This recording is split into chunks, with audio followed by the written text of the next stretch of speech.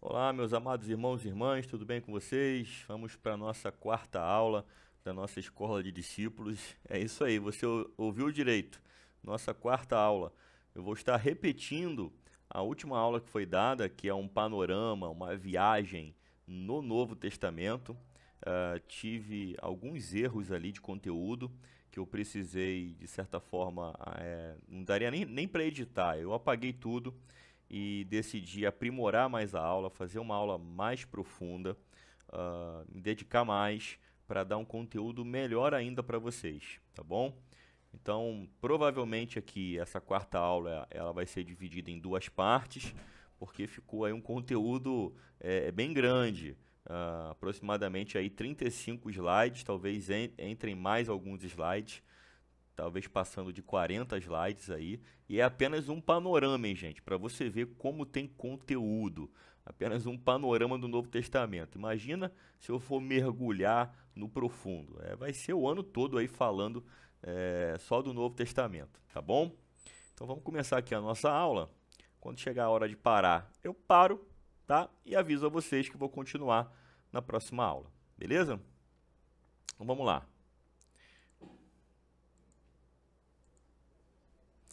É, Como é de praxe, né, como é comum aqui eu estar fazendo com vocês, ah, na aula anterior, que foi a aula número 3, nós trabalhamos aqui o período interbíblico ou o período intertestamentário, que é aquele período aproximadamente de 400 anos, também conhecido como silêncio profético, e momento ali onde nós não temos um conteúdo, não temos escritos ali que estão na nossa Bíblia, apesar de ter escritos, tá bom, gente? Ter ali palavra ali, tem o livro de Macabeus, nós conversamos ali sobre vários acontecimentos, falamos sobre Alexandre o Grande, falamos sobre o helenismo, que veio através de Alexandre, falamos sobre o Império Romano, a ascensão do Império Romano, falamos sobre muitas coisas, tá? Então é um período da humanidade repleto de história, repleto de conhecimento, e é aquilo que eu falei para vocês na aula 3, muito importante para que vocês tenham o fundamento para começar a entender o Novo Testamento, ok? Então vamos lá, nossa aula número 4, uma viagem pelo Novo Testamento. Nós vamos trabalhar aqui uma viagem panorâmica, mas não tão panorâmica assim. Tá? Em alguns momentos a gente vai dar uma descidinha para ver algumas coisas mais de pertinho. Tá? E com isso ganhar um pouco mais de conhecimento. O propósito aqui dessa aula, vou passar aqui para vocês, mas já resumindo, ao final dessa aula 4, né, que vai ser parte 1, parte 2 provavelmente, é você entender o Novo Testamento com um olhar macro, que é um olhar assim que muitas pessoas não têm do Novo Testamento. Talvez você conheça algumas passagens de maneira específica, algum texto que falou mais com você, algum livro, alguma carta do apóstolo Paulo que mais mexeu com o seu coração, mas entender e conhecer todo o Novo Testamento, são poucos os cristãos que têm essa visão. Então nós, como discípulos do Senhor, precisamos ter essa visão macro, porque isso é muito importante na hora de nós compartilharmos e explicarmos a palavra, tá bom? Nossos objetivos é conhecer os 4 evangelhos e o contexto que estão inseridos e fazer uma viagem panorâmica sobre a história do Novo Testamento. Viagem essa que eu falei para vocês que não é tão panorâmica assim. Vamos dar algumas descidinhas aí. Então eu já começo aqui com o mapa aqui do Mediterrâneo, tá? Aqui eu tenho o mar Mediterrâneo. E essa região aqui, gente, é palco de inúmeros acontecimentos históricos no decorrer da humanidade. Então a gente precisa entender aqui, esse mapa aqui especificamente, ele está retratando o Império Romano na época que Jesus nasce. Então você percebe que essa região toda aqui, ó, ela está ocupada pelo Império Romano. Foi um império que se expandiu muito, tá, gente? E conquistou muita coisa. Ele ficou tão grande, que ficou difícil de administrar.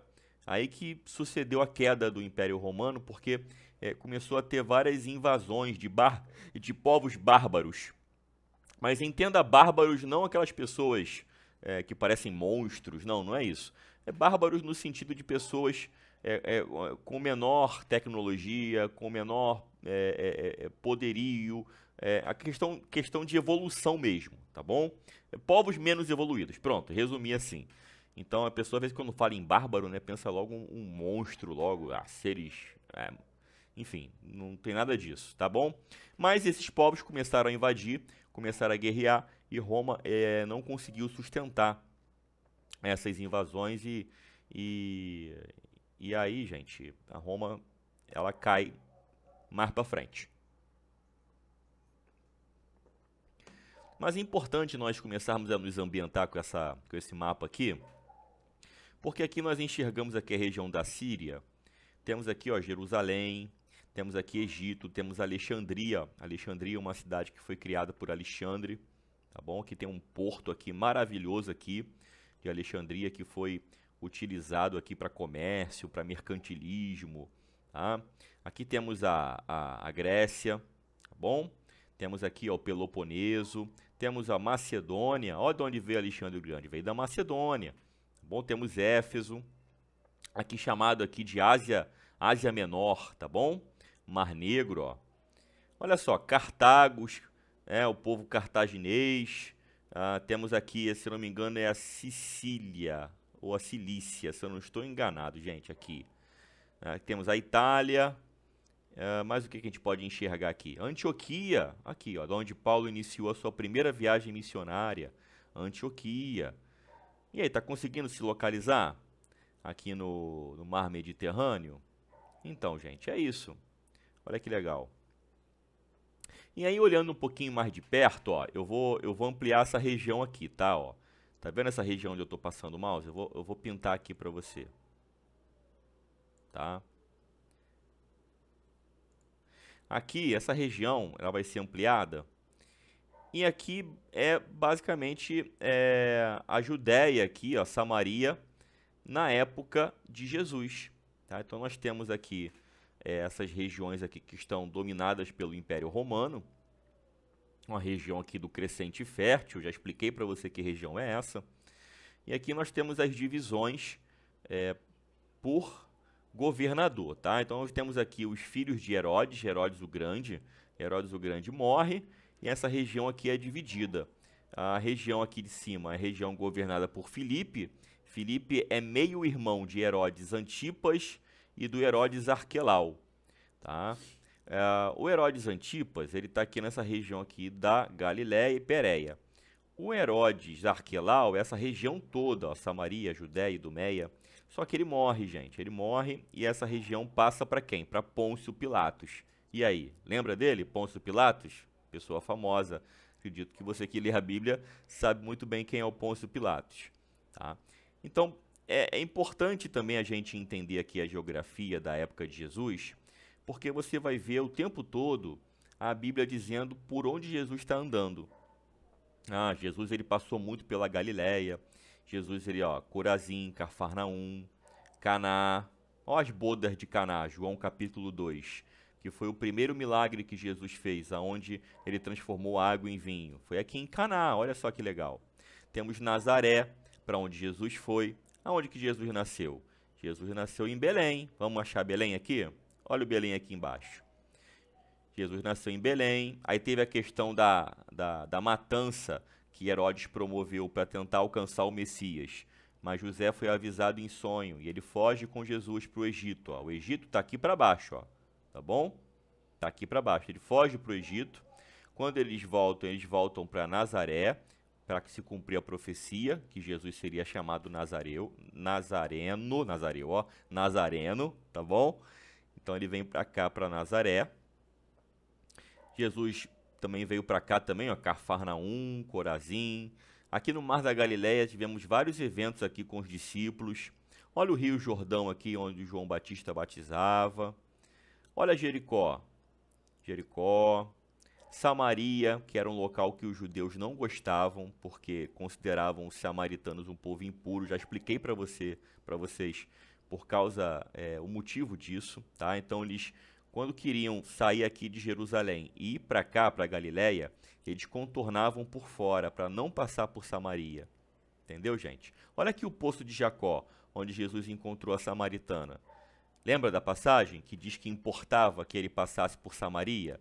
Então, em vez de ele dar a volta e fazer esse percurso aqui por fora, ele passou por dentro.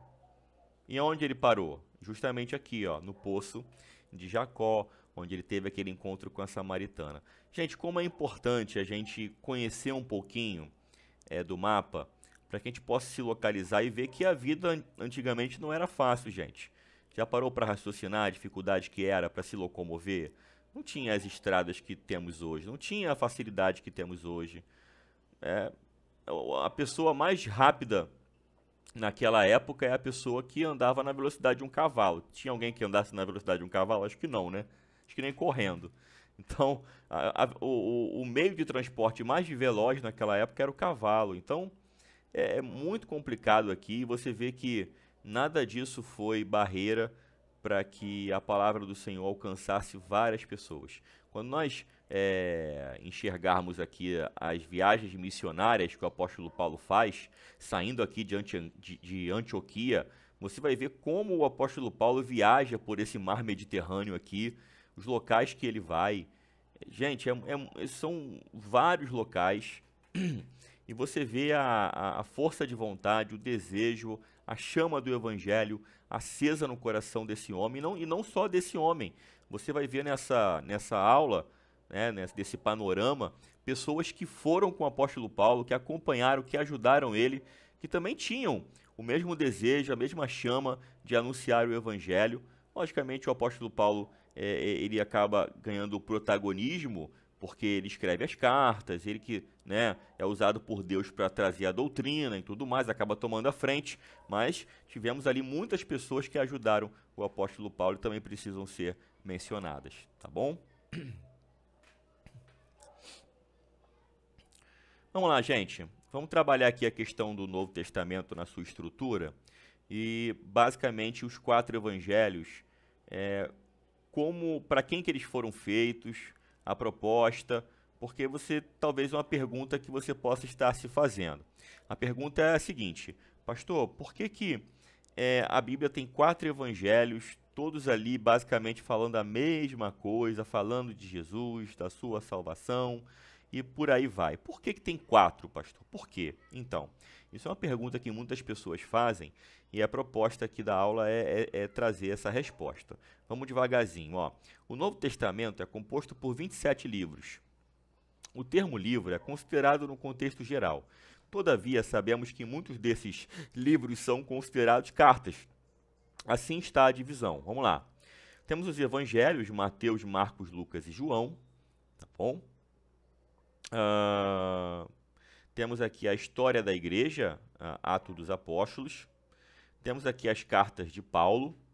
Temos aqui Romanos. Temos Coríntios, 1ª e 2ª Coríntios, Gálatas, Efésios, Filipenses, Colossenses, Tessalonicenses, Timóteo, Tito e Filemão. Temos as cartas gerais, os Hebreus, Tiago, Pedro, 1ª e 2ª, 3ª carta aqui de João e Judas, tá? Mas esse Judas aqui não é o Iscariotes, tá bom? É o outro Judas. E temos aqui o último aqui, que é o livro de Apocalipse, que é a revelação, onde João, na ilha de Patmos, tem a revelação do fim dos tempos, tá bom? Vamos lá, pessoal, os 4 evangelhos. Os 4 evangelhos do Novo Testamento são escritos diferentes, apesar de parecer iguais ali, mas eles são escritos diferentes, cada um com seu próprio estilo e foco. Embora 3 deles sejam considerados sinóticos, eu já vou explicar que palavrinha difícil é essa, devido à sua semelhança em conteúdo e estrutura, aqui está um resumo de cada evangelho e seu público-alvo presumido. Vamos lá. Mateus. Então, pessoal, vamos tentar entender aqui. Aí eu começo a responder a pergunta aí do porquê são 4 evangelhos. Cada evangelho ele tem um público-alvo. Então, você perceba que na época de Jesus, nós temos ali vários povos. Lembra que eu falei ali do tal do helenismo, a cultura grega sendo difundida por Alexandre? E ainda mais quando Alexandre morre e o seu império é dividido entre os seus generais ali, você vê que a cultura grega se espalha de uma tal maneira absurda pela região do Mediterrâneo. Então eu tenho ali gregos, eu tenho ali romanos, eu tenho fenícios, o povo fenício é um povo que teve uma participação no Mediterrâneo muito grande. Eu tenho egípcios, tá bom? Eu tenho pessoal, não sei se ainda resta um pouco de persa nessa época, tá? Mas, porque o Império Persa foi destruído por Alexandre, mas não sei se ainda resta um pouquinho de persa. Mas, enfim, gente, existe uma quantidade diferente de povos muito grande. Então, você vê que cada evangelho desse ele tem um propósito. Então, vamos lá. O público-alvo de Mateus, principalmente judeus convertidos ao cristianismo e comunidades cristãs judaico-cristãs, tá bom? Então, o propósito aqui é alcançar os judeus convertidos, tá bom? E essas comunidades aqui cristãs judaicos são as comunidades cristãs que mantêm muito da tradição judaica, tá bom? Então, vamos resumir aqui que o Evangelho de Mateus, ele vai alcançar o judeu crente, o judeu convertido, ok? Então, essa é a proposta. O judeu como um todo, pode-se dizer assim, tá? Não só o judeu convertido, porque ele tem a proposta de mostrar ao judeu que Jesus realmente é o Messias. Tá? Essa é a proposta do Evangelho de Mateus, porque o judeu ele está esperando o Messias.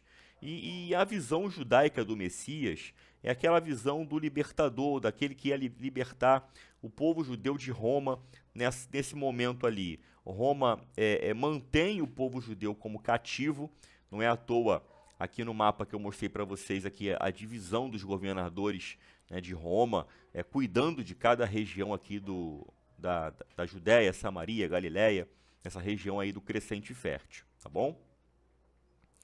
Características. Contém muitas referências ao Antigo Testamento e apresenta Jesus como Messias, viu? Aquilo que eu falei para vocês. Prometido aos judeus. Destaca o ensino ético e moral de Jesus. Então, vamos resumir aqui que o Evangelho de Mateus, ele vai dar fundamento ao judeu, do tipo assim, olha, pessoal, esse Jesus que veio, realmente ele é o Messias. E eu escrevi aqui o Evangelho, né, para mostrar para vocês que realmente ele é. Quando você lê aqui o Evangelho de Mateus, você vai ter a certeza que Jesus é o Messias enviado, o Messias prometido, tá bom? E aí nós temos o Evangelho de Marcos, tá? Público-alvo, provavelmente cristãos gentios, lembrando que o Evangelho de Marcos foi o primeiro evangelho a ser escrito, ok? O público-alvo, provavelmente cristãos gentios, não judeus, em Roma ou em regiões de cultura greco-romana. Então você já vê que o foco de Marcos, o Evangelho de Marcos já é um evangelho mais simples, tá bom? Característica, é conciso, é focado em ações e eventos, transmitindo rapidamente a mensagem de Jesus como o servo sofredor e Messias para todos os povos. Então aqui já não tem essa preocupação no Evangelho de Marcos de linkar Jesus com o Messias lá do Antigo Testamento. O Evangelho de Mateus já tem mais essa preocupação.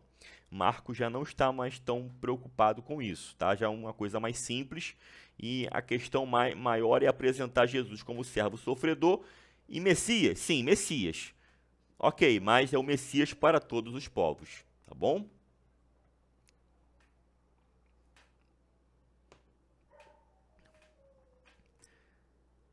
Aqui eu tenho o Evangelho de Lucas, o doutor Lucas, né? E o público-alvo aqui são cristãos gentios e provavelmente pessoas de origens sociais diversas, incluindo os marginalizados e os pobres. Características: detalha a humanidade de Jesus e a sua preocupação com os excluídos. Contém parábolas e narrativas sobre a misericórdia de Deus e o ministério de Jesus entre os marginalizados. Então você vê que o Evangelho de Lucas já tem uma outra abordagem. Já é o Jesus que vai de encontro às pessoas que estão sofrendo, as pessoas que estão excluídas, mas não excluídas no sentido que você está pensando não, tá? Não enxergue com uma mentalidade ocidental essa questão não, tá bom? Não enxergue. Porque, na verdade, quando você vê O povo judeu como um todo vivia uma situação de opressão, tá? O povo judeu como um todo. Ninguém vivia uma situação confortável aí, tá bom? E temos o Evangelho de João, que o público-alvo é cristãos em geral, com foco na fé e na vida espiritual profunda. Características: profundamente teológico, com ênfase na divindade de Jesus e na relação íntima entre Jesus e o Pai. Então você vê que João ele vai diferenciar dos outros 3 evangelhos. Quando você pega Lucas, Marcos e Mateus, você percebe que eles têm uma característica muito próxima um do outro, em relação à narrativa, uma proximidade muito grande em relação aos acontecimentos. Mas quando você vê João, você percebe que é um outro estilo, né, de fazer o evangelho. Você percebe que João ele vai estar muito focado nessa questão de provar a divindade de Jesus e mostrar essa relação dele com o Pai. Apresenta discursos longos e simbólicos de Jesus. É um Jesus com uma... É você enxergar Jesus com uma outra lente. É assim que você vê o Evangelho de João, né? É um Jesus com uma outra lente. Diferente do Evangelho de Lucas, Marcos e Mateus. Os Evangelhos de Mateus e Marcos e Lucas são chamados de sinóticos, porque podem ser vistos juntos. Sinóticos vem do grego sinóticos, que significa ver junto, devido às suas semelhanças em conteúdo, estrutura e narrativa. Então, quando eu vejo aqui o Evangelho de Mateus, Marcos e Lucas, e é a palavrinha que eu falei que eu ia explicar para vocês, a palavra é sinótico. Essa palavra ela vem do grego sinópticos, que significa ver junto. Então, é muito claro a percepção que quando nós olhamos ali os 3 evangelhos, nós percebemos que parece que as 3 pessoas estão de uma arquibancada enxergando a vida de Jesus e cada um está anotando. E aí quando a gente vai ler João, parece que João não está nessa mesma arquibancada, Jesus está em um outro lado. E aí você consegue ver Jesus de uma outra forma, tá bom? É muito interessante aí você comparar o Evangelho de João com os 3 evangelhos chamados sinóticos, tá bom? Ok? Vamos lá. Os sinóticos, Mateus, Marcos e Lucas, semelhanças em conteúdo, estruturas e narrativas, sugerindo o uso de fontes comuns e uma visão conjunta dos eventos do ministério de Jesus. E João, diferente em conteúdo, estilo, estrutura e ênfase teológica, proporcionando uma visão única e complementar da vida e do ministério de Jesus. Então saiba o seguinte, quando você estiver estudando João, estude João com um carinho diferente de Mateus, Marcos e Lucas. Quando você estudar Mateus, Marcos e Lucas, o bom é que você vá lendo esses evangelhos fazendo comparação um com o outro, porque você vai esbarrar ali em muitas histórias, milagres, que eles vão estar compartilhando. Então é muito legal você poder ler o milagre na ótica de cada um. E com isso você consegue ter uma visão muito mais profunda daquilo que aconteceu. Então, ao enxergar o Evangelho, é muito importante ter essa visão de como eles funcionam, para quem eles estão voltados e as suas peculiaridades. Eu acredito que após essa aula, você vai olhar para os Evangelhos de uma maneira diferente. E aí, gente, eu falei que a gente ia, enquanto fizéssemos a nossa viagem panorâmica, nós iríamos dar umas descidinhas, né, para analisar algumas coisas.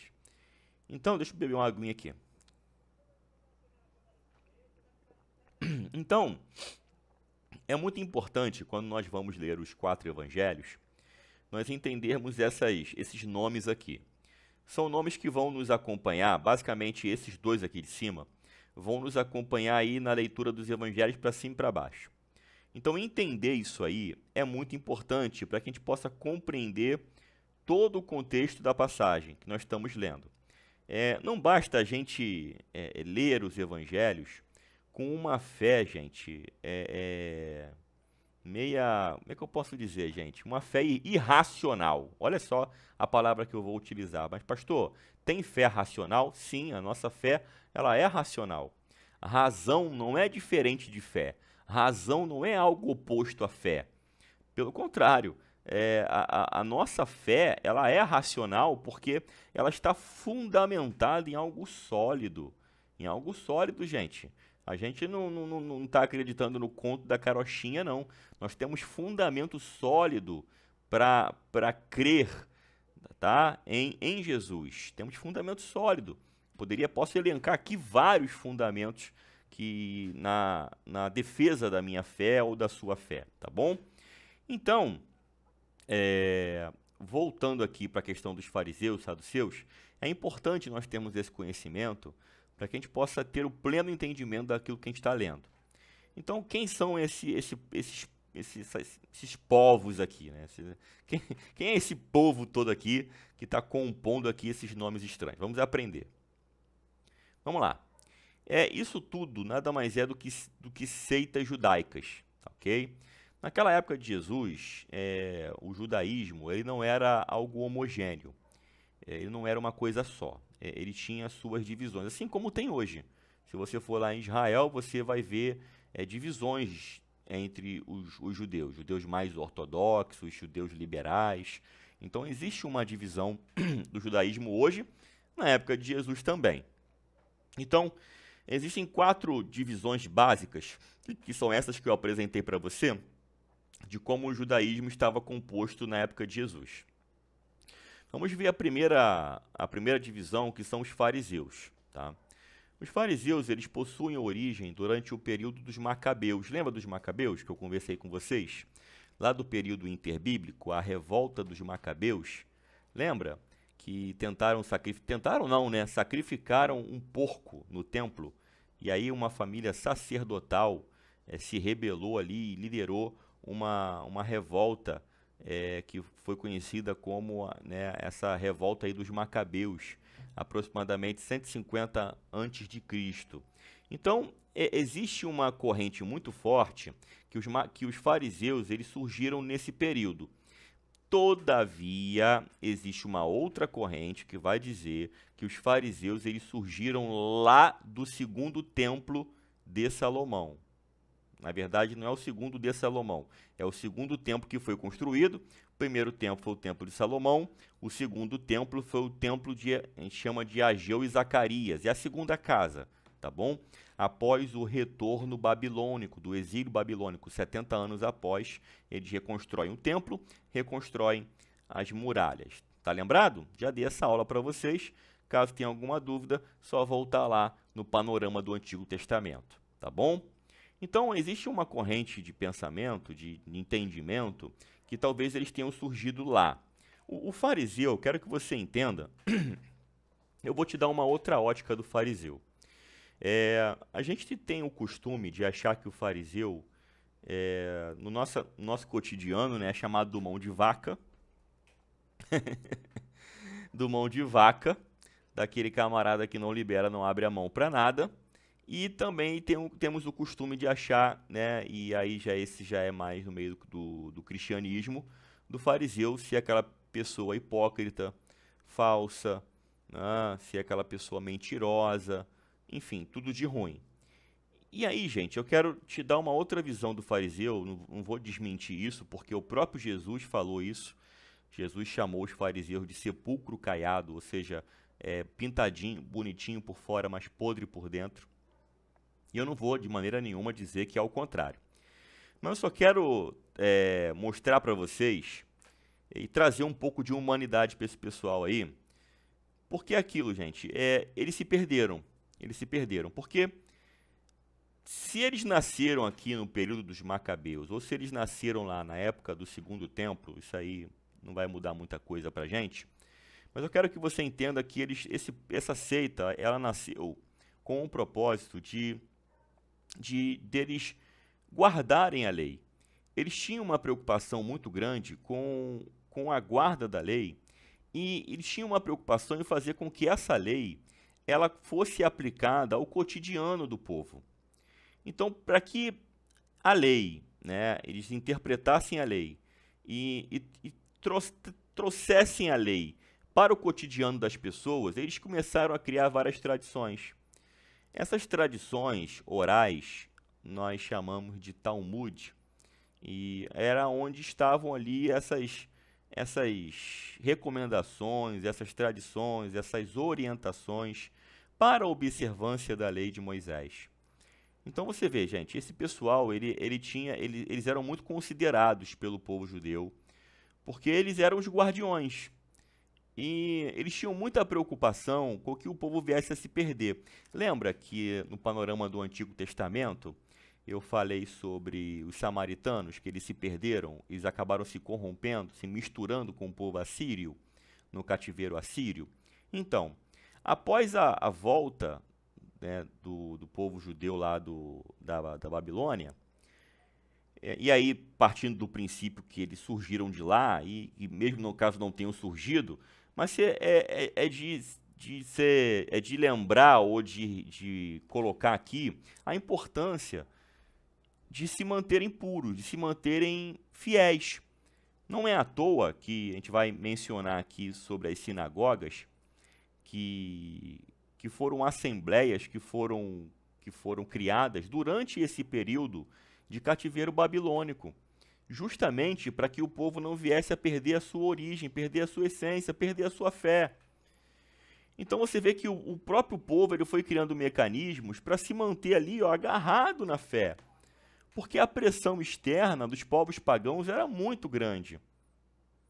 E aí, gente, olhar para os tempos de Jesus e enxergar a lei de Moisés ali, né, o judeu, o templo, a sinagoga, é algo milagroso, gente. É algo milagroso porque esse povo passou por muitas tempestades. E enxergar esse povo do jeito que estava na época de Jesus, guardando a lei, mesmo que de maneira errada, mesmo que, né, se perderam em muitos pontos, mas é um milagre, gente, é um milagre de Deus, sabia? Então, na época de Jesus, esses fariseus, eles estavam então preocupados com a interpretação da lei, eles que ensinavam na sinagoga, tá? A sinagoga também tinha parte de ensino. Logicamente, nem todos recebiam instrução na sinagoga, mas basicamente ali as crianças eram alfabetizadas, estudavam a Torá até os 13 anos de idade. Aqueles que se destacavam continuavam o estudo através de um rabi, de um mestre. Os demais voltavam para o ofício da família. Então você vê os fariseus, eles atuando no meio do povo, ensinando o povo e fazendo com que a lei de Moisés fosse algo prático na vida das pessoas. O problema, gente, é que esse algo prático ficou algo muito complexo. Ficou tão complexo, que ficou praticamente impossível, gente, de servir a Deus.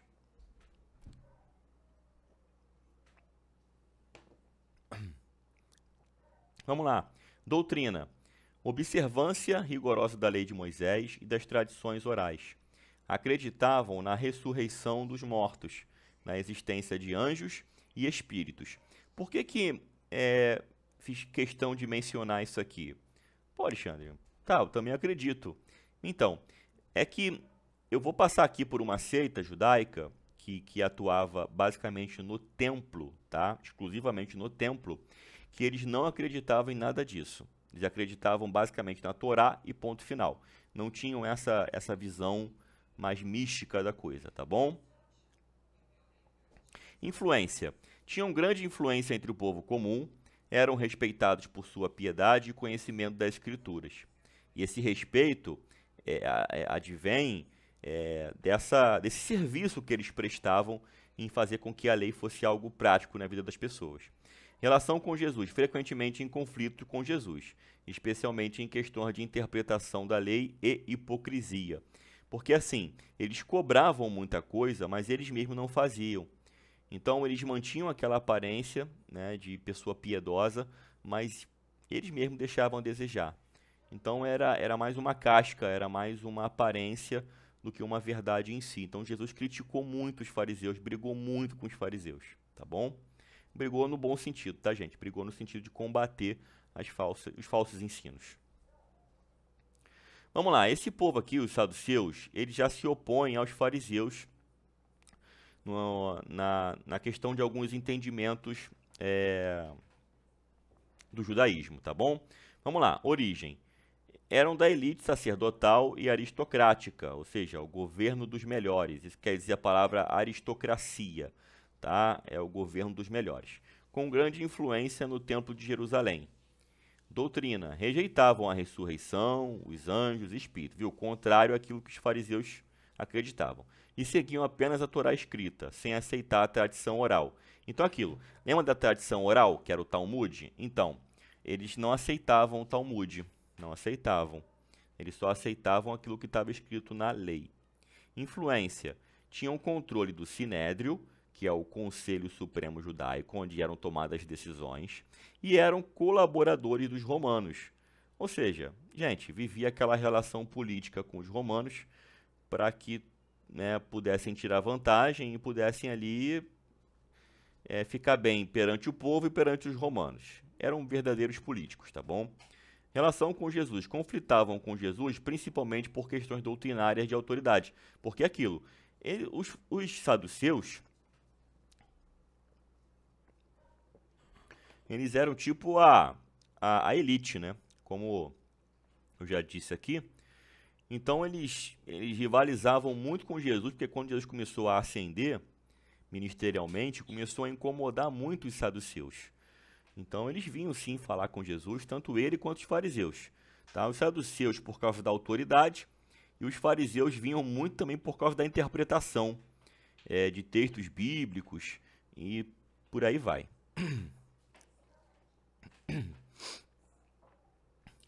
Vamos lá, pessoal. Temos aqui os essênios, que é uma outra seita judaica, mas essa aqui você vai pouco ouvir falar na Bíblia, no Novo Testamento. Mas quando você ouvir, você vai saber o que é. É uma comunidade, é um grupo monástico, tá? Uma comunidade monástico e ascético, né? Quer dizer simples, sem luxo, possivelmente originado durante a revolta dos Macabeus. Doutrina, viviam em comunidades isoladas, como Qumran, essa pronúncia é essa. Praticavam purificação ritual, compartilhavam bens em comum, eram celibatários, esperavam 2 messias, um sacerdote e um rei. Aqui eles já tinham uma visão bem diferente, né, dos demais. Eles esperavam 2 messias distintos, tá bom? Só que o nosso messias, ele é rei e sacerdote. Não precisou vir separado não, tá? O Senhor mandou o pacote completo. Então, gente, esse pessoal aqui já era um povo mais isolado. Tipo uma visão mais de monge, sabe? Eles ficavam reclusos e viviam uma vida simples, uma vida de comunhão. É aquilo, né, gente? Pessoal, quando a situação começa a ficar muito conturbada na cidade, daí os monges, né, foram pessoas que se destacaram para tentar viver ali uma simplicidade, uma vida sem luxo, sem vaidade. Mas, enfim, não vou entrar no mérito se isso é correto ou não, tá bom? Porque Jesus, quando monta ali a sua equipe de discípulos, e não fez para ninguém ficar isolado em cima da montanha, tá bom? Mas, enfim.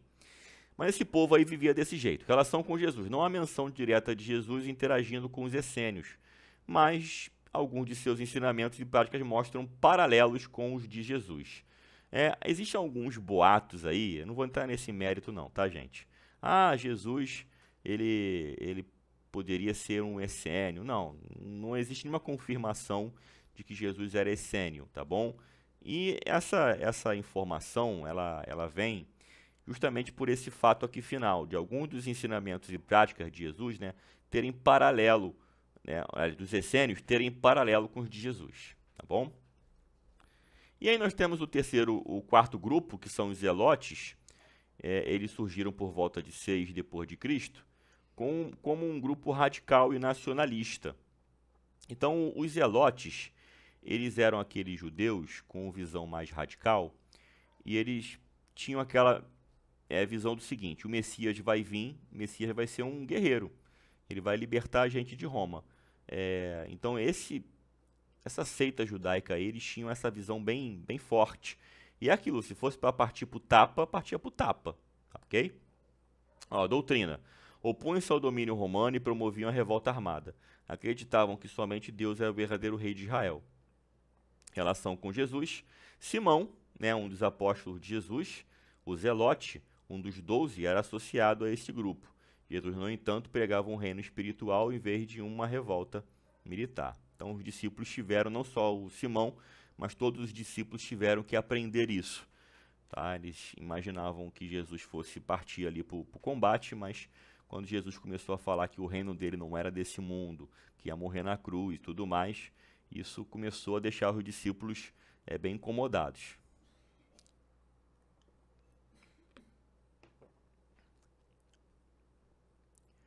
Então aqui eu tenho uma tabela que é um resumo das seitas judaicas, e aqui no finalzinho entrou uma quinta seita judaica, que eu não passei no slide, que são os herodianos.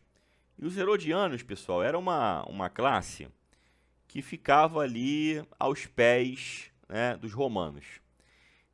Tinham características de agremiação partidária, apoiando a dinastia dos Herodes, que deviam seu poder às forças romanas de ocupação. Ou seja, pessoal, sempre tem, né? Aquele pessoal que se aproxima com interesse político por trás. Então, os herodianos ali eram o pessoal do time Herodes, do time Roma, tá? Time Roma. Ai, ai. Vamos lá, aqui tem um resumo, saduceus, fariseus, essênios, zelotes. Aqui tem as características. Depois você para o vídeo para dar uma lidinha. E aí, pessoal, quero que vocês deem uma olhadinha agora, que a gente vai trabalhar duas figuras aqui, duas imagens. A primeira imagem é a imagem da sinagoga nos tempos de Jesus, tá? Sinagoga no tempo de Jesus. No tempo de Jesus, eu tinha a sinagoga e eu tinha o templo, propriamente dito. Eu quero que você entenda assim, a sinagoga, que é uma palavra, que é uma assembleia, né, onde os judeus se reúnem, ela nasce dentro do cativeiro babilônico. É lá dentro, e aí, caso você não tenha visto, só voltar lá no panorama do Antigo Testamento. Lá você vai ver que, nesse período de 70 anos, enquanto eles estavam cativos, eles não tinham templo, não tinham como sacrificar, não tinham como fazer as coisas, né, da religião. Então, eles criaram assembleias, as sinagogas, para poderem se reunir, orar e manter a fé viva. Quando eles voltam do cativeiro babilônico, eles mantêm com a tradição da sinagoga, tá? Então aqui eu tenho uma fatia aqui, uma sinagoga aqui sem um telhado, para que você possa enxergar. É um local simples, tá, pessoal? Importante saber aqui que as casas, elas eram construídas aqui ao redor da sinagoga, tá? Então as casas eram construídas aqui ao redor da sinagoga. E existiam na época de Jesus, gente, muita sinagoga. Eram muitas sinagogas. E aqui, acontecia o que aqui? Acontecia a leitura da palavra, tinha oração, tinha ensino. As coisas aconteciam aqui. E era aberto todo dia, tá bom? Aqui, ó, no tempo de Jesus, havia pelo menos uma sinagoga em quase toda a cidade e aldeia. Os judeus começaram a prestar culto nas sinagogas durante o exílio. Quando não tinham nenhum acesso ao templo, as sinagogas desenvolveram a sua própria forma de culto, paralela à do templo. A sinagoga era aberta também para a oração 3 vezes por dia. Os rolos sagrados da lei, a Torá, eram guardados num armário especial. Tá? Aqui não está dizendo, mas os jovens, as crianças, eles também eram ensinados aqui, eram alfabetizados na sinagoga. Já agora, eu tenho aqui a questão do templo. Eu esqueci de fazer a menção aqui de uma coisa, aqui na sinagoga. Ó. Aqui na sinagoga, quem é que vai estar atuando aqui? Qual é a seita judaica aqui que mais vai estar trabalhando aqui na sinagoga? É o fariseu. O fariseu ele vai estar atuando aqui na sinagoga. Tá? E quem vai estar atuando aqui mais no templo? O saduceu. Então, o saduceu ele é encarregado da administração do templo. Então, você vê aqui que, comparado com a sinagoga, o templo ele é muito maior, tá? Ele tem vários compartimentos aqui e cada detalhe aqui do templo tem uma função específica. E aí eu imagino que você já tenha lembrado aí do tabernáculo, que o tabernáculo era um templo feito com tendas. Então você vê que o tabernáculo, deixa eu desenhar aqui, né? O tabernáculo tinha aqui a tenda, né? O tabernáculo tinha essa parte aqui de dentro, que era dividida em duas partes. Aqui era o lugar santo, onde estava a Arca da Aliança. Aqui estava, se eu não estou enganado, o candelabro. E apagou. Vamos desenhar de novo aqui, ó. O candelabro, o incenso e a mesa do pão ázimo. Aqui está a Arca da Aliança. Aqui está, né, o tabernáculo. Aqui fora está a bacia do lavatório, o altar, tá bom? Aí, ó, montei o tabernáculo aqui. Basicamente, o tabernáculo era isso aí, ok? Aqui, a estrutura basicamente segue essa mesma ideia, tá? Então, aqui, ó, tenho, ó, essa região aqui, que é a região principal aqui, que seria a região, basicamente, do tabernáculo, onde eu tenho aqui o lavatório, ó. Eu tenho aqui o altar do sacrifício, eu tenho aqui dentro o templo, basicamente, onde é dividido aqui em átrio, lugar santo e santíssimo lugar. Tá? Aqui eu tenho o átrio externo aqui, tá bom? E aí, pessoal, existem outras divisões que fazem com que esse templo aqui de Herodes seja um pouco mais complexo. Por exemplo, aqui eu tenho a Porta Formosa, que era uma das entradas principais aqui do templo. E esse nome Formosa é justamente porque a porta era bonita mesmo, tá? Porque isso aqui o nome era Porta Formosa. E aqui na Porta Formosa, o que eu encontro já de cara? Eu encontro o Pátio das Mulheres. As mulheres nessa época, elas ficavam nessa região aqui. Elas não podiam entrar para essa região. Nessa região, conhecida como Pátio dos Sacerdotes, era o átrio de Israel para judeus, tá bom? E as mulheres ficavam aqui. E aí, por exemplo, ó, aqui não está aparecendo, mas essa parte externa aqui é o átrio dos gentios. O gentio, gente, ele nem entrava aqui, ó. Ele ficava do lado de fora. Tinha uma cerca aqui, ó, contornando. E aí o gentio fica do lado de fora. O gentio que quisesse adorar a Deus, o gentio, gente, tem que esclarecer para você. O gentio é todo aquele que não é judeu, tá bom? Na época de Jesus tinham gentios que confessavam o Deus de Israel. Sim, assim como no decorrer de toda a história, tivemos vários gentios que confessaram o Deus de Israel. Por exemplo, Raabe. Raabe era uma moradora de Jericó, mas ela confessou o Deus de Israel. Ela é vista como um gentio. Então aqui fora eu tenho gentio. Eu tenho outras portas aqui de acesso que eu não vou mencionar. Mas aqui, ó, eu tenho o local aqui do Pátio dos Leprosos. Os leprosos ficavam separados. Mas o que eu posso falar aqui? Armazenamento de azeite, Pátio dos Nazireus, armazenamento de lenha, enfim. Pessoal, a estrutura é muito complexa, é muito interessante aqui. A proposta aqui é mais dar uma noção para vocês de como é o tempo de Herodes, né? O tempo na época de Jesus. E quem trabalhava aqui, os saduceus, tá bom?